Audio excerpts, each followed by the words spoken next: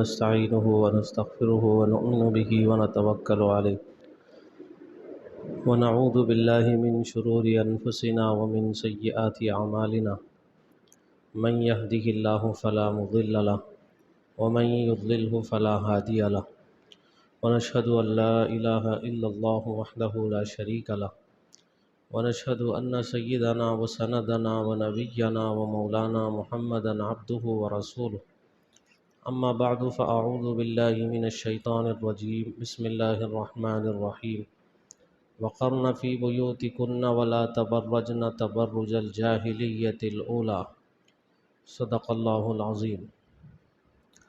معزز سامعین کرام، عزیز ساتھیوں، بزرگوں، دوستوں، اسلام کے آنے سے پہلے کا جو دور ہے اسے دور جاہلیت کہا جاتا ہے، زمانے جاہلیت کہا جاتا ہے۔ نبی رحمت صلی اللہ علیہ وسلم کے تشریف لانے سے پہلے، اسلام کے آنے سے پہلے زمانے جاہلیت میں عورت کا جو مقام و مرتبہ تھا وہ کیا تھا؟ اگر آپ کتابوں میں پڑھیں گے تو آپ کو اندازہ ہوگا کہ اسلام کے آنے سے پہلے زمانے جاہلیت میں اس وقت کے معاشرے میں اور اس وقت کی سوسائٹی میں عورت کا کوئی مقام و مرتبہ نہیں تھا۔ بچی کی پیدائش کو وہ منحوس سمجھتے تھے۔ بچی پیدا ہوتی تھی تو خوشی منانے کے بجائے افسوس کرتے تھے، شرمندہ ہوتے تھے، پشیماں ہوتے تھے۔ قرآن کریم میں بیان کیا گیا وَإِذَا بُشِّرَ أَحَدُهُم بِالْأُنثىٰ ظَلَّ وَجْهُهُ مُسْوَدًّا وَهُوَ كَظِيمٌ۔ جب کسی کو بچی کی پیدائش کی خبر دی جاتی تو اس کا چہرہ کالا ہو جاتا تھا اور وہ دل ہی دل میں گھٹتا تھا۔ یتوارا من القوم من سوء ما بشر بہ، لوگوں سے اپنا چہرہ چھپاتا پھرتا اس بری خبر کی وجہ سے جو اس کو دی گئی۔ بچی کی پیدائش کی خبر جب دی جاتی تو لوگوں سے اپنا چہرہ چھپاتا پھرتا۔ یتوارا من القوم من سوء ما بشر بہ ایمسکہ علی ہون ام یدسہ فی التراب، وہ سوچتا ہے کہ بھائی اس کو ذلت کے ساتھ میں اپنے پاس کیسے رکھوں، ایسے ہی ذلت کے ساتھ اس کو اپنے پاس رکھوں یا پھر یہ کہ میں اس کو زمین میں دفنا دوں۔ یہ بچی کی پیدائش کو باعث رحمت سمجھنے کے بجائے باعث زحمت سمجھا جاتا تھا۔ بچی کے پیدا ہونے پہ خوشیاں منانے کے بجائے غم منایا جاتا تھا۔ بچی کے پیدا ہونے پر چہرہ چھپا کے لوگ پھرتے تھے اور دل ہی دل میں گھٹتے تھے کہ بھئی ذلت کے ساتھ میں اس کو اپنے پاس رکھوں یا پھر یہ کہ زمین میں دفنا دوں اور زندہ دفن کر دوں۔ کتنے لوگ ایسے تھے جو اپنی بچیوں کو زندہ دفنا دیتے تھے۔ بچی پیدا ہوتی تھی، 6 سال کی ہوتی تھی بچی، تو باپ پہلے سے کسی جنگل میں جا کے گڑھا کھودتا تھا اور اس کے بعد میں گھر میں آتا تھا، اس کی ماں سے کہتا تھا کہ اس کو تیار کرو اور اس کو اچھے کپڑے پہناؤ، اس کو میں اس کے ننیال میں لے کے جا رہا ہوں اور اس کو فلاں سے ملانے کے لیے لے کے جا رہا ہوں، اس کے رشتہ داروں سے ملانے کے لیے لے کے جا رہا ہوں۔ اب اس کی ماں اس کو تیار کرتی، اچھے کپڑے پہناتی اور زیب و زینت سے آراستہ کرتی، زیورات سے آراستہ کرتی۔ اس کے بعد وہ باپ 6 سالہ بچی کو لے کے جنگل میں جاتا تھا اور وہ جو گڑھا ہوتا تھا اس گڑھے کے کنارے اس بچی کو کھڑا کرتا تھا اور اس بچی سے کہتا تھا کہ اس گڑھے کے اندر جھانکو۔ جب بچی چھوٹی سی 6 سال کی اس گڑھے کے اندر جھانکتی تھی تو اس کو دھکا دے کے گڑھے کے اندر گرا دیتا تھا اور اس کے اوپر مٹی ڈال کے خود آ جاتا تھا۔ بچی چیختی تھی، چلاتی تھی، روتی تھی اور باپ سے ہمدردی کی بھیک مانگتی تھی، رحم کی بھیک مانگتی تھی، لیکن باپ کو اس چھوٹی سی بچی پہ جو اس کی اپنی بچی ہوتی تھی کسی قسم کا کوئی ترس نہیں آتا تھا۔ اس کی چیخوں سے، اس کے پکار سے، اس کے رونے اور اس کے چلانے سے اس کے اوپر کسی قسم کا کوئی اثر نہیں ہوتا تھا۔ اپنی بچی کو اپنے ہاتھوں سے گڑھے میں دھکا دے کے اس کے اوپر مٹی ڈال کے یہ آ جاتا اور فخر سے لوگوں کے سامنے اس واقعے کو بیان کرتا کہ میں نے اپنی بچی کو دفنا دیا اور میں نے اپنی بچی کو گڑھے میں دھکا دے کے گرایا اور اس کے اوپر مٹی ڈال کے آ گیا۔ وہ زندہ بچی کو دفنا کے آ گیا۔ تو یہ تھا عورت کا مقام اسلام کے آنے سے پہلے، یہ تھا عورت کا مقام نبی رحمت صلی اللہ علیہ وسلم کے دنیا میں تشریف لانے سے پہلے، کہ بچی کی پیدائش کو زحمت سمجھا جاتا تھا، اور بچی پیدا ہوتی تھی تو اس کو لے جا کے زمین میں زندہ باپ اپنے ہاتھوں سے گاڑ کے آتا تھا۔ لیکن وہی اسلام آیا، تو اسلام آنے کے بعد میں اس نے جو عورت کو مقام دیا، آپ سوچ نہیں سکتے اس کو کہاں سے کہاں پہنچا دیا۔ اسلام نے عورت کو اس کی اپنی سیفٹی کے لیے، اس کی اپنی حفاظت کے لیے حکم دیا، وَقَرْنَ فِي بُيُوتِكُنَّ وَلَا تَبَرَّجْنَ تَبَرُّجَ الْجَاهِلِيَّةِ الْأُولَىٰ، کہ تم گھروں میں رہو، اسی میں تمہاری اپنی سیفٹی ہے، اسی میں تمہاری اپنی عزت اور عصمت کی حفاظت ہے، اسی میں تمہاری زندگی میں سکون ہے، زندگی میں چین ہے، تم گھروں میں رہو۔ عورتوں کو گھروں میں رہنے کا حکم دیا۔ ضرورت کے تحت عورت گھر کے باہر نکل سکتی ہے، لیکن برقعے میں ملبوس ہو کے نکلے، حجاب میں ملبوس ہو کے نکلے، اور حجاب پہن کے نکلے، بقدر ضرورت باہر رہے، پھر اس کے بعد میں گھر میں آ جائے۔ تو ضرورت کے تحت نکلنے کی اس کو اجازت دی گئی۔ اور پھر عورت اگر وہ بچی ہے چھوٹی سی، تو اس کا جو مقام بتایا گیا، یہ مقام بتایا گیا کہ من ابتلی من هذه البنات شیئا، اللہ کے نبی نے ارشاد فرمایا من ابتلی من هذه البنات شیئا فاحسن الیہن کن لہ سترا من النار، جو ان بچیوں میں سے کسی کے ساتھ آزمایا جائے اور وہ ان کے ساتھ اچھا سلوک کرے، یعنی ان کو تعلیم دے، ان کی تربیت کرے، ان کو اچھا پڑھائے لکھائے اور اس کو قابل بنائے، اور بڑے ہونے کے بعد میں اس کا نکاح کرے، اس کی شادی کرے، تو یہ بچیاں اس کے لیے جہنم سے آڑ بن جائے گی، جہنم میں جانے سے رکاوٹ کا سبب بن جائے گی۔ یہ نبی رحمت صلی اللہ علیہ وسلم نے بچیوں کا مقام بتایا۔ اب جس کو یہ پتہ چلے کہ جس کو بچیاں اللہ نے دی ہیں وہ ان کی اچھی تربیت کرے، ان کو اچھی تعلیم دے، اور ان کی پرورش بھی کرے، ان کی تعلیم بھی دے، اور بڑا ہونے کے بعد نکاح بھی کر دے، شادی بھی کر دے، تو اس کو جنت ملنے والی ہے۔ بچیاں جہنم سے جانے سے اس کو رکاوٹ بننے والی ہے جہنم میں جانے سے، تو بچی کی پیدائش کو وہ زحمت کیوں سمجھے گا؟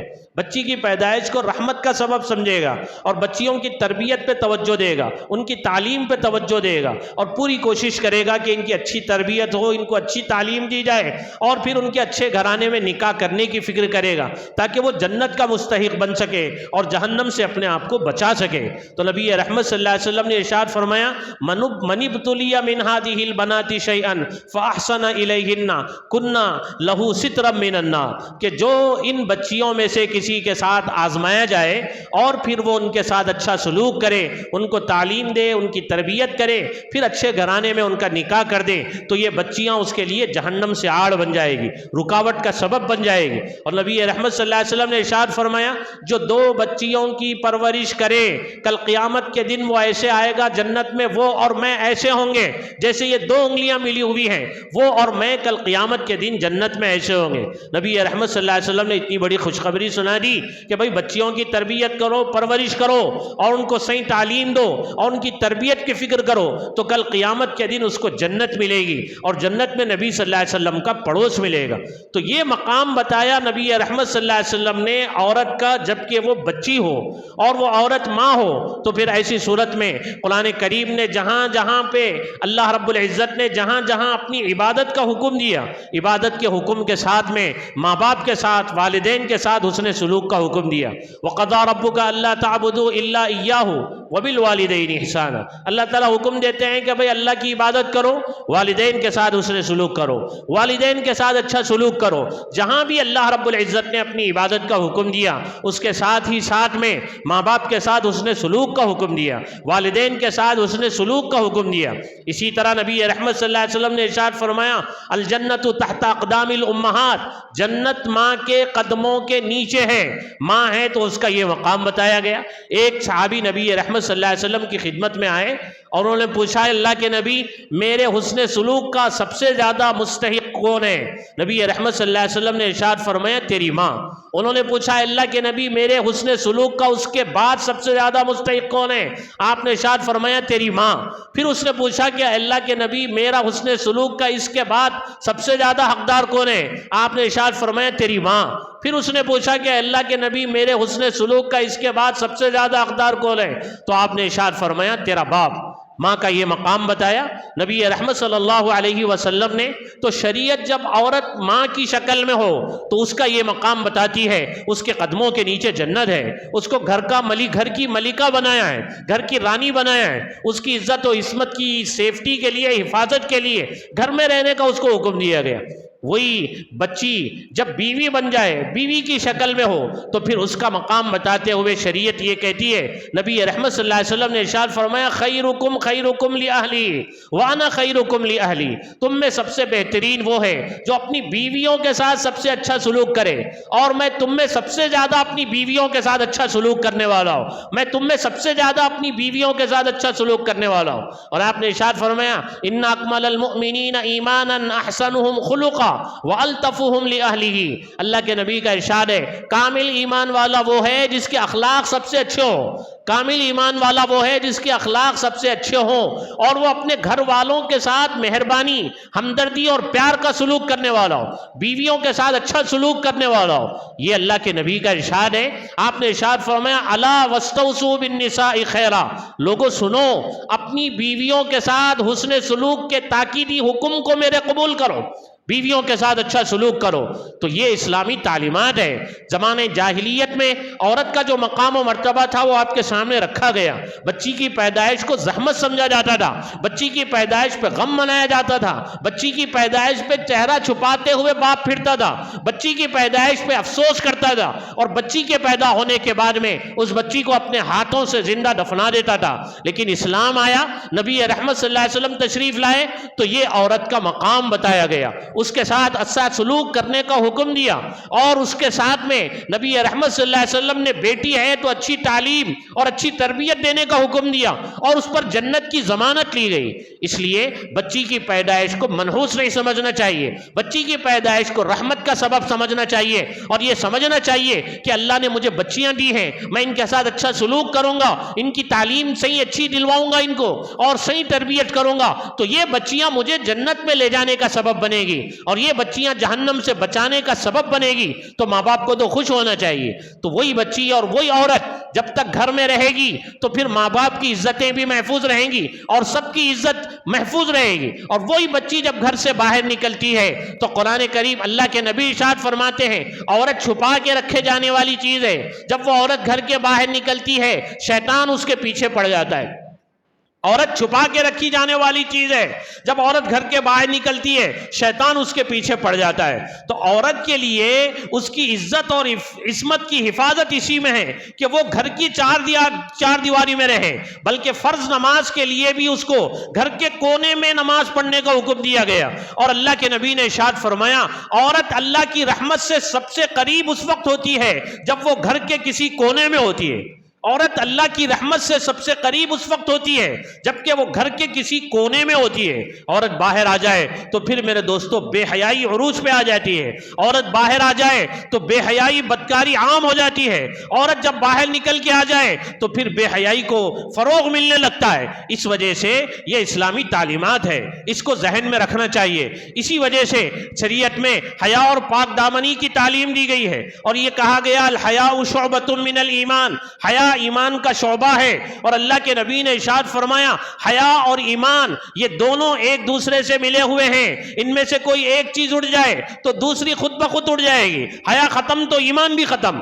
یہاں تک کہا گیا اذا لم تستحی فاصنع ما شئت, کہ جب تو حیا ہی نہ کرے تو پھر جو چاہے کر. اب حیا نہیں تو وہ ننگا ناچے گا تو اس کے اوپر بھی تعجب کرنے کی کوئی ضرورت نہیں, چونکہ اس کے اندر حیا ہی نہیں. بے حیا باش و ہر چے خواہی کن, بے حیا ہو جا اور جو چاہے کر. تو یہ جب حیا نکل جائے گی تو پھر وہ کچھ بھی کر سکتا ہے. اللہ کے نبی نے ارشاد فرمایا حیا جنت سے ہے اور بے حیائی جہنم سے ہے. حیا جنت میں لے جانے والی چیز ہے, اور اللہ کے نبی کا ارشاد ہے الحیاء لا یأتی الا بخیر, حیا خیر ہی کو وجود میں لانے والی چیز ہے. حیا خیر ہی کو وجود میں لانے والی چیز ہے. ایک موقع پر اللہ کے نبی نے ارشاد فرمایا کہ لوگوں اللہ سے حیا کرو, اللہ سے شرم کرو جیسا کہ اس سے شرم کرنے کا حق ہے. اللہ سے ایسا حیا کرو, شرم کرو جیسا کہ اس سے شرم کرنے کا حق ہے. تو صحابہ کرام نے ارشاد فرمایا اللہ کے رسول انا لنستحیی یا نبی اللہ والحمدللہ, اے اللہ کے نبی اللہ کے فضل سے ہم اللہ سے شرم کرتے ہیں, اللہ کے فضل سے ہم اللہ سے حیا کرتے ہیں. اللہ کے نبی نے ارشاد فرمایا میں یہ نہیں کہنا چاہتا، میں یہ کہنا چاہتا ہوں اللہ سے ایسے حیا کرو، ایسے شرم کرو جیسا کہ اس سے شرم کرنے کا حق ہے۔ اس کا مطلب یہ ہے کہ 3 کام تم کو کرنا پڑیں گے، 3 کام کرو گے تو یہ سمجھا جائے گا تم اللہ سے ایسا شرم کرتے ہو جیسا کہ اس سے شرم کرنے کا حق ہے۔ وہ 3 کام کیا ہے؟ آپ نے ارشاد فرمایا فَلْيَحْفَظِ الرَّأْسَ وَمَا وَعَا وَلْيَحْفَظِ الْبَطْنَ وَمَا حَوَا وَلْيَذْكُرِ الْمَوْتَ وَالْبِلَا۔ اللہ کے نبی نے ارشاد فرمایا اللہ سے حیا کرنا، شرم کرنا ایسا جیسا کہ اس سے شرم کرنے کا حق ہے۔ وہ کیا ہے؟ وہ 3 کام کرنے پڑیں گے۔ 3 کام کرنے والا اللہ سے ایسا حیا اور شرم کرنے والا ہے جیسا کہ اس سے حیا اور شرم کرنے کا حق ہے۔ نمبر 1 چیز آپ نے ارشاد فرمایا فَلْيَحْفَظِ الرَّأْسَ وَمَا وَعَا، سر کی حفاظت کرے ان چیزوں سے، سر کی اور ان قوا کی جن کو سر سمیٹا ہوا ہے، سر کی اور ان قوا کی جن کو سر سمیٹا ہوا ہے۔ سر کے اندر جتنے اعضاء ہیں، آنکھ ہیں، کان ہیں اور اسی طرح اس کی زبان ہے، ان ساری چیزوں کو اللہ کی نافرمانی سے بچانے والا اللہ سے حیا کرنے والا ہے، اللہ سے شرم کرنے والا ہے۔ اور سر کو غیر اللہ کے سامنے جھکنے سے بچانے والا یہ اللہ سے حیا کرنے والا ہے، یہ اللہ سے شرم کرنے والا ہے۔ آنکھ کی، زبان کی، کان کی اللہ کی نافرمانیوں سے حفاظت کرنے والا یہ اللہ سے حیا کرنے والا ہے۔ آنکھ کی حفاظت کرو کہ آنکھ کا کہیں غلط استعمال نہ ہو جائے، کان کی حفاظت کرو کان کی کہ کہیں اس کا غلط استعمال نہ ہو جائے، کہیں اس سے اللہ کی نافرمانی نہ ہو جائے۔ زبان کی حفاظت کرو کہ کہیں اس سے اللہ کی نافرمانی نہ ہو جائے، کوئی گناہ نہ ہو جائے۔ تو اللہ کے نبی نے ارشاد فرمایا فَلْيَحْفَظِ الرَّأْسَ وَمَا وَعَا، اللہ سے حیا کرنا، شرم کرنا جیسا کہ اس سے حیا اور شرم کرنے کا حق ہے وہ یہ ہے کہ بندہ سر کی اور ان قوا کی جن کو سر سمیٹا ہوا ہے اس کی اللہ کی نافرمانیوں سے حفاظت کرے، سر کو اللہ کے غیر کے سامنے جھکنے سے بچائے اور اپنے خیالات کی حفاظت کرے، آنکھوں کی، کانوں کی، زبان کی حفاظت کرے، تو یہ اللہ سے حیا کرنے والا، شرم کرنے والا ہے جیسا کہ اللہ سے حیا اور شرم کا حق ہے۔ دوسری چیز آپ نے ارشاد فرمایا وَلْيَحْفَظِ الْبَطْنَ وَمَا وَعَا، پیٹ کی اور پیٹ سے ملی ہوئی اس سے ریلیٹڈ جتنی چیزیں ہیں ان سارے اعضاء کی حفاظت کرے اللہ کی نافرمانیوں سے، پیٹ کی، دل کی اور شرمگاہ کی، اپنے ہاتھوں کی، اپنے پیروں کی اللہ کی نافرمانیوں سے حفاظت کرے۔ یہ اللہ سے حیا کرنے والا ہے جیسا کہ اللہ سے حیا کرنے کا حق ہے۔ پورے جسم کے اعضاء کو اللہ کی نافرمانیوں سے بچائے، اللہ سے ڈرنے والا وہ ہو اور اللہ سے ڈر کے اللہ کی نافرمانیوں سے اپنے آپ کو بچائے، یہ اللہ سے حیا کرنے والا ہے، یہ اللہ سے شرم کرنے والا ہے۔ بھئی اللہ سے شرم کرنا چاہیے، انسانوں سے لوگ شرم محسوس کر کے بہت سی چیزوں کو چھوڑ دیتے ہیں، لوگوں سے شرما کے بہت سی چیزوں کو چھوڑ دیتے ہیں، لیکن اللہ سے شرم اور حیا ہم کو نہیں آتی، اور کتنی ایسی نافرمانیاں ہیں جو ہم کرتے رہتے ہیں۔ تو اللہ کے نبی یہ کہہ رہے ہیں سر اور اس سے ریلیٹڈ جتنے اعضاء ہیں ان سارے اعضاء کو اللہ کی نافرمانیوں سے بچاؤ، پیٹ اور اس سے ریلیٹڈ جتنے اعضاء ہیں ان سارے کے سارے اعضاء کو اللہ کی نافرمانی سے بچاؤ، گناہوں سے بچاؤ، تو تم سمجھے جاؤ گے کہ اللہ سے حیا کرنے والے ہو، اللہ سے جیسا حیا کرنا چاہیے ویسا حیا کرنے والے ہو۔ اور آخری چیز آپ نے ارشاد فرمائی وَلْيَذْكُرِ الْمَوْتَ وَالْبِلَا، وَلْيَذْكُرِ الْمَوْتَ وَالْبِلَا، موت کو یاد کرے اور بوسیدہ ہونے کو یاد کرے۔ کتنے گناہ ایسے ہیں موت کو بھولنے کی وجہ سے ہم سے ہو رہے ہیں، کتنے گناہ ایسے ہیں موت کو بھولنے کی وجہ سے ہم سے ہو رہے ہیں، بے حیائی ہو رہی ہے، بے شرمی ہو رہی ہے، بدنگاہی ہو رہی ہے، زبان کا غلط استعمال ہو رہا ہے، آنکھوں کا غلط استعمال ہو رہا ہے، کانوں کا غلط استعمال ہو رہا ہے، جسمانی اعضاء کا غلط استعمال ہو رہا ہے موت کو بھولنے کی وجہ سے۔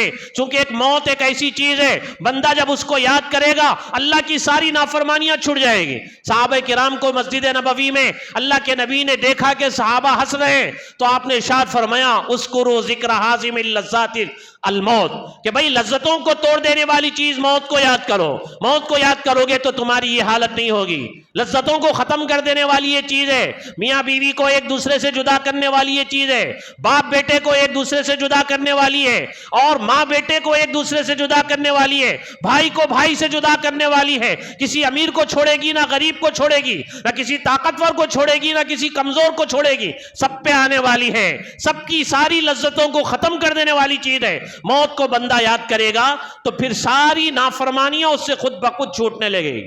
موت کو یاد کرے گا اللہ کی نافرمانیوں سے اپنے آپ کو بچائے گا۔ تو اللہ کے نبی نے ارشاد فرمایا وَلْيَذْكُرِ الْمَوْتَ وَالْبِلَا، موت کو یاد کرے اور بوسیدہ ہونے کو یاد کرے۔ آدمی قبر میں جائے گا کیڑوں کی غذا بن جائے گا، مٹی میں مل جائے گا، اور وہ غربت کا گھر ہے، تنہائی کا گھر ہے، اس کو بھی بندہ یاد کرے۔